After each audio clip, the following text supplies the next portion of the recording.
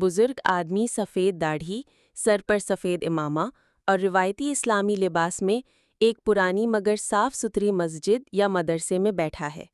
وہ پرسکون انداز میں اپنے گرد بیٹھے نوجوان طالب علموں کو نصیحت کر رہا ہے۔ شاگرد مختلف عمر کے ہیں، سب دھیان سے سن رہے ہیں۔